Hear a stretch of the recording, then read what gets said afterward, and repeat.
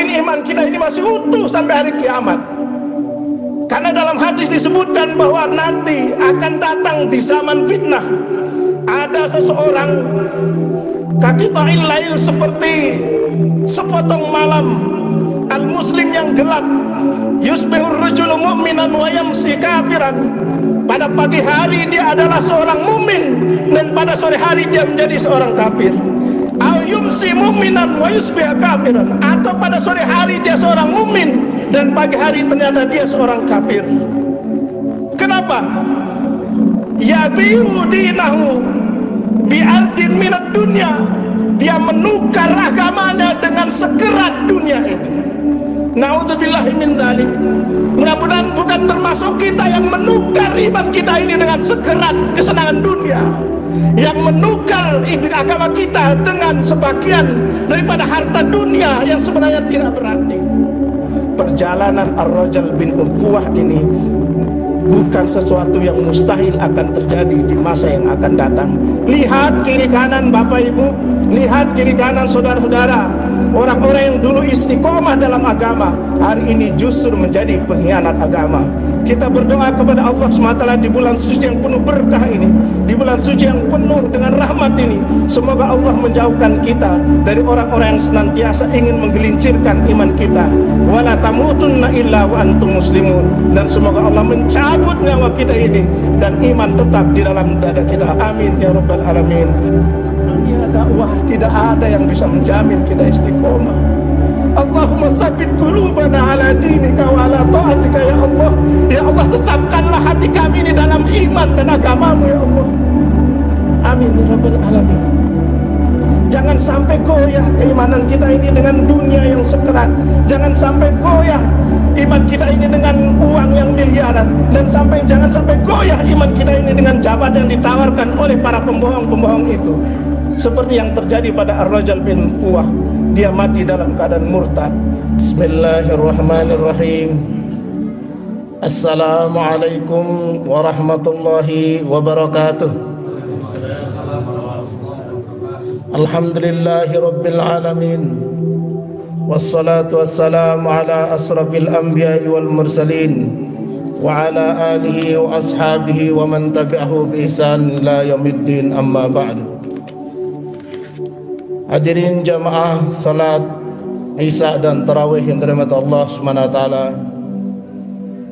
mari kita bersyukur kepada Allah yang telah memberikan kita kesehatan dan kemampuan sehingga kita masih bertahan untuk menjalankan segala perintah Allah SWT di bulan suci Ramadan ini. Mudah-mudahan kita yang hadir di tempat ini adalah orang-orang yang terpilih sebagai manusia-manusia yang bertakwa. Amin ya rabbal alamin. Salawat serta salam semoga tercurah kehadiran baginda Nabi besar Muhammad sallallahu alaihi wasallam beserta seluruh keluarga, sahabat dan siapapun yang mengikuti jejak beliau. Dan mudah-mudahan kita yang hadir untuk menjalankan salat Isya dan Tarawih ini termasuk di antara bagian umat Rasulullah sallallahu alaihi wasallam yang kelak akan mendapatkan syafaatnya. Hadirin jamaah yang dirahmati Allah SWT, pada terik matahari yang sangat panas, Rasulullah SAW berkumpul bersama sahabatnya. Termasuk di antara sahabat yang ikut berkumpul itu adalah Abu Hurairah radhiyallahu anhu. Lalu Rasulullah bersabda, kelak di hari kiamat akan ada di antara kalian yang gigi gerhamnya itu jauh lebih besar dibandingkan dengan gunung Uhud. Hari berganti hari, pekan berganti pekan, bulan berganti bulan, dan tahun berganti tahun. Abu Hurairah semakin cemas. Siapakah yang dimaksud dengan orang yang gigi gerhamnya itu lebih besar dibandingkan gunung Uhud kelak di hari kiamat di neraka? Karena satu persatu sahabat Rasulullah yang duduk bersama ketika itu syahid. Mereka meninggal dalam keadaan husnul khotimah. Mereka meninggal dalam keadaan berperang melawan orang-orang musyrik dan kafir ketika itu. Namun yang tersisa pada saat itu adalah ada 2 orang. Dan tibalah saatnya pemerintahan Abu Bakar As-Siddiq radhiyallahu anhu. Pada saat Abu Bakar As-Siddiq menjadi khalifah yang pertama setelah Rasulullah Shallallahu Alaihi Wasallam meninggal dunia, maka terjadilah berbagai macam pemberontakan dan pembangkangan yang dilakukan oleh pertama nabi palsu, yang kedua yang dilakukan oleh orang-orang yang membangkang untuk membayar zakat. Ketika itu Umar bin Khattab sempat mengatakan bahwa janganlah engkau memerangi orang-orang yang tidak mau membayar zakat. Lalu kemudian Abu Bakar dengan keras mengatakan bahwa saya akan memerangi orang-orang yang tidak mau membayar zakat. Lalu kemudian berikutnya problem umat Islam ketika itu, kita bisa bayangkan baru beberapa tahun, hanya 1 tahun kemudian Rasulullah meninggal dunia, huru hara umat ini sudah terjadi.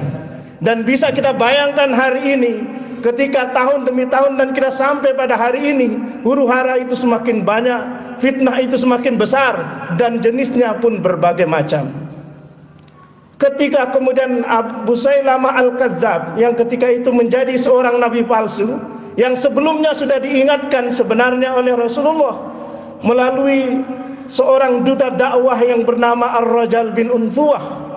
Pertama kali dia diutus ke Yamamah ketika itu untuk mengingatkan kepada Musailamah Al-Kadzab bahwa dia adalah nabi palsu, nabi yang sesungguhnya itu adalah Rasulullah dan tidak ada nabi setelahnya.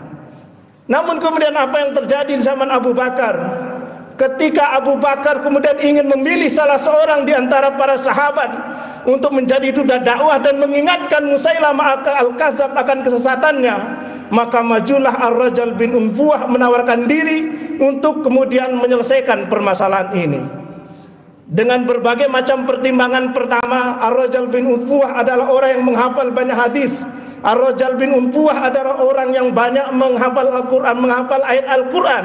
Dan Ar-Rajal bin Unfuwah ini juga pernah mengikuti berbagai macam safari dakwah yang pernah ditugaskan oleh Rasulullah. Maka Abu Bakar dengan ikhlas memerintahkan dan meminta kepada Ar-Rajal bin Unfuwah untuk datang ke Yamamah, memperingatkan kepada Musailamah Al-Kadzab untuk kembali kepada jalan yang benar. Wallahu a'lam apa yang terjadi. Ketika Ar-Rajal bin Unfuwah datang ke Yamamah menemui nabi palsu Musailamah Al-Kadzab, apa yang terjadi hadirin jamaah salat Isya dan Tarawih yang berbahagia? Yang terjadi adalah sebaliknya. Ar-Rajal bin Unfuwah kemudian tergoda dengan harta, kalau bahasa anak muda sekarang dengan cuan, dikasih jabatan, dikasih wanita. Dan lalu kemudian Musailamah Al-Kadzab mengatakan, Ar-Rajal bin Unfuwah, jika engkau bisa mengkampanyekan bahwa saya adalah pengganti Rasulullah, nabi berikutnya, kamu akan jadi tangan kanan saya, kata Musailamah Al-Kadzab. Alih-alih dan dalih-dalih Ar-Rajal bin Unfuwah berdakwah kepada Musailamah Al-Kadzab, justru dia kemudian berbalik menjadi pengikut daripada Musailamah Al-Kadzab. Ketika berita ini sampai kepada Abu Bakar As-Siddiq dan sampai pula berita ini kepada Abu Hurairah, lalu Abu Hurairah pun tampak senang. Senang bukan karena Ar-Rajal bin Unfuwah ini murtad, tapi senang karena yang dimaksud oleh Rasulullah dalam hadis itu, alhamdulillah bukan saya, kata Abu Hurairah. Lalu apa yang terjadi Bapak Ibu sekalian? Ketika seorang profesor, ketika seorang doktor, mohon maaf kalau ada yang memiliki gelar tersebut, profesor, doktor, orang yang ahli dalam bidang agama, bergabung dengan Musailamah Al-Kadzab atau orang yang mengaku dirinya sebagai seorang yang nabi, seorang nabi yang ternyata dia adalah nabi palsu. Apa yang terjadi? Pengikut-pengikut Musailamah Al-Kadzab ini semakin yakin karena mengetahui kedekatan Ar-Rajal bin Unfuwah ketika Rasulullah masih hidup. Orang ini kan dekat dengan Rasulullah, orang ini kan hafal banyak hadis, orang ini hafal banyak Quran, orang ini adalah duta dakwah di mana-mana. Kalau dia berkata bahwa Musailamah Al-Kadzab adalah pengganti Rasulullah, pasti benar, kata para pengikut Musailamah Al-Kadzab. Lalu kemudian terjadilah peperangan Yamamah yang dahsyat itu. Dan Masya Allah dan luar biasa Bapak Ibu sekalian, hari ini kita lihat fenomena itu. Beberapa peristiwa yang kemarin kita lihat, ada orang yang ahli di bidang agama pada tahun sebelumnya, lalu kemudian mentransformasi menjadi orang yang pengkhianat dalam agama. Tidak ada yang bisa menjamin iman kita ini masih utuh sampai hari kiamat. Karena dalam hadis disebutkan bahwa nanti akan datang di zaman fitnah, ada seseorang kaqita'il lail, seperti sepotong malam, al-muslim yang gelap, yusbihur rajulu mu'minan wa yamsi kafiran. Pada pagi hari dia adalah seorang mukmin dan pada sore hari dia menjadi seorang kafir. Au yumsi mu'minan wa yusbih kafiran, atau pada sore hari dia seorang mukmin dan pagi hari ternyata dia seorang kafir. Kenapa? Yabiu dinahu bi'ardin minad dunya. Dia menukar agamanya dengan sekerat dunia ini. Na'udzubillahi min dzalik. Mudah-mudahan bukan termasuk kita yang menukar iman kita ini dengan sekerat kesenangan dunia, yang menukar agama kita dengan sebagian daripada harta dunia yang sebenarnya tidak berarti. Maka kemudian yang terjadi apa?